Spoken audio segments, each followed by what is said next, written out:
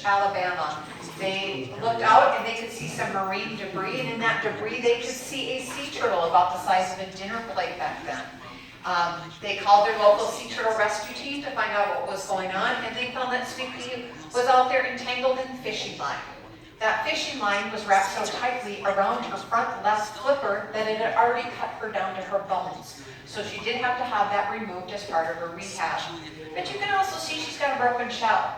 That shell break is because when she was carrying around all that weight and debris, she wasn't able to swim very well, and unfortunately she was struck by a boat. That boat strike permanently damaged her shell and partially paralyzed her back left flipper. Now, with all sea turtles that are rescued, they are taken to a rehab facility and they are x-rayed immediately. When that's where her third injury is. Unfortunately, Sweetpea had ingested all the fishing line and fishing hooks. She had processed it through her digestive tract by the time she was rescued. Unfortunately, that scarred her insides severely enough where she can no longer eat solid food like a regular sea turtle should be able to. So she's on a specially prepared diet now for the rest of her life.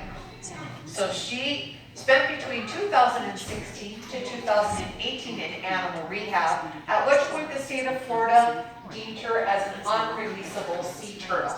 So she was then adopted here, and she will be spending her entire life in our care at the facility here. So Sweetpea is a female, and she is a green sea turtle. Now, green sea turtles are the only ones who actually change their diet midway through their life. They start out as carnivores. Halfway through their life, they begin flipping over to all herbivore. When the greens become all herbivore, they eat so much seagrass off the bottom of the ocean, the chlorophyll from that seagrass absorbs into the fat layers of their body, and their insides turn green. So that's where they get their name, green sea turtle. She is between 13 and 14 years old right now, and she's sitting at 53 pounds. She will become an adult anywhere between the ages of 30 to 35 years old. Now, Sweetpea is different than humans. It's not a magic birthday that makes her an adult. It's a measurement goal. So they reach a certain measurement goal somewhere in that time frame, and she'll be deemed an adult sea turtle. But at that point, she will no longer weigh 53 pounds. She will weigh anywhere between 300 and 600 pounds. She's going to be as big as the model that's hanging above the green sea turtle sign up there. So you can see she's got a lot of growing left to do.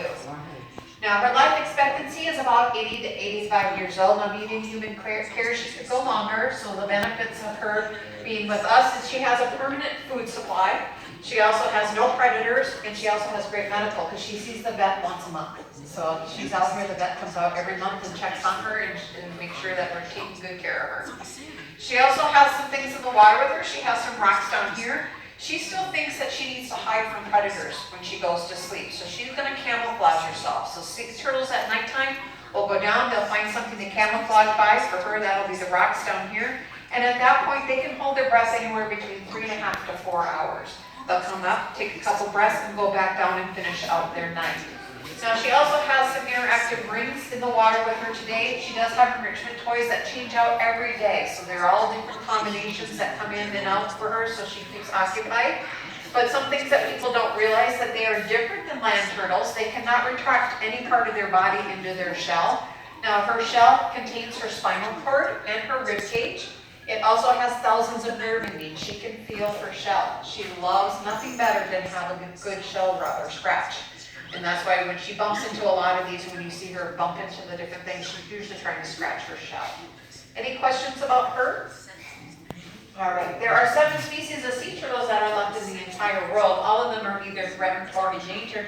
Those are all up here on the these beautiful pictures up here, but we're only going to talk about 4 of them. And those are the ones on the wall over there. That is the leatherback, the green, the loggerhead, and the Kemp's Ridley. The reason we single those 4 out is those are the ones that visit us here in Navarre Beach. Of the 7, those are ours that come here. Those are adult-sized cutouts of each one of those turtles, so you can see how big that they get. Our leatherback is our biggest one.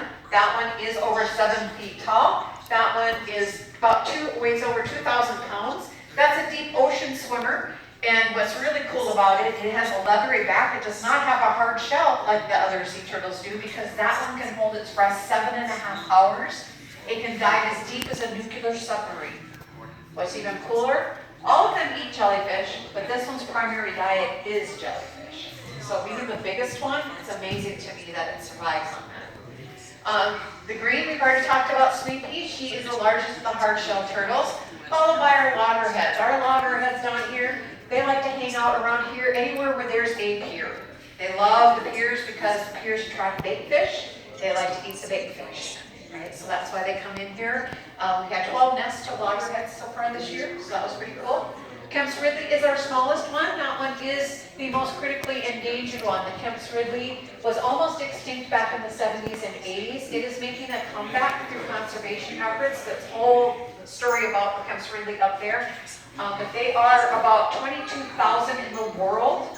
About 7,000 are actually adults that are mating right now, which is very cool. And we get to see them here in Navarre Beach, so that's pretty exciting.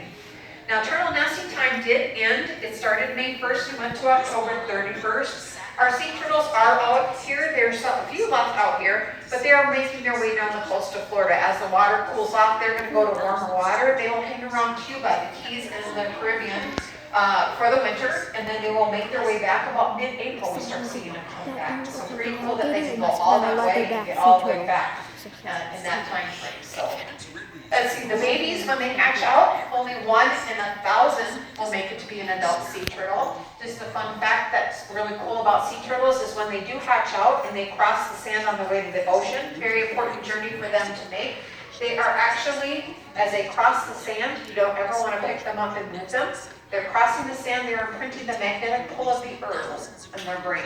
They're like homing pigeons. When they become to be an adult sea turtle, they come back to a mile and a half of where they hatch to lay their eggs and to mate and stuff. So that's pretty cool. So when we say we do have local turtles, we're serious. There are local turtles. It's the same group that comes back each and every year. So in April we start watching and we go, oh, there's Chunk, there's Tank, there's Lychee, there's Orange, and they come back. They hang out here. And we go through the whole process over next year. So any questions about the sea turtles?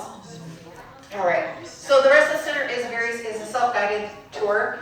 If you have any questions about any of the exhibits, you should see somebody in purple. We'll try to answer them. We also want to point out that when you are done inside the center, you can walk around this side of the center and to the back. There is more educational things back there. There's also a sea turtle mural and a hurricane simulator that is back there if you're interested in any of that. The rest of the center, there is a QR code that's listed on that gray pole by the jellyfish tank. That is a scavenger hunt. If anybody's interested in doing a scavenger hunt, it's easy, medium, or hard. If you do the scavenger hunt, you make sure that your answers are inputted are all capital letters. Do not use apostrophes or commas. And you can get through all the answers are in the center. Also, there is also a QR code for adults. That one's on the counter of the gift shop, and the one by the bathroom is the same QR code. That code is a 7-question survey. It takes about a minute and a half to fill out. If you guys could do that while you are here, that's very important. Any input that you put in there, we draw out to write grants. So that's data that we pull out so we can write grants for our 501c to keep our programs running here at the center. If you do either one of those events, on your phone, you show the lady in the gift shop. She has a box with some temporary tattoos or free water bottle stickers that you can have for completing either one of those. So thank you so much for listening. Hopefully you've learned something. And if you have any further questions, yell out. There you go. What's your question? Does Sweetpeas have any friends that visit? No, she does not. They're solitary by nature. So she was actually stressed out if we put somebody else in here with her. So the only place that is different is in Hawaii. If you ever visit the turtles in Hawaii, they behave different than anywhere else in the entire world. They bask in the sun and they also congregate. So they don't know why. They were working on that, but these guys do not. Are you going to do feed? Okay, so if you want to hang out, Monica's going to feed Sweet Pea. You guys can see that.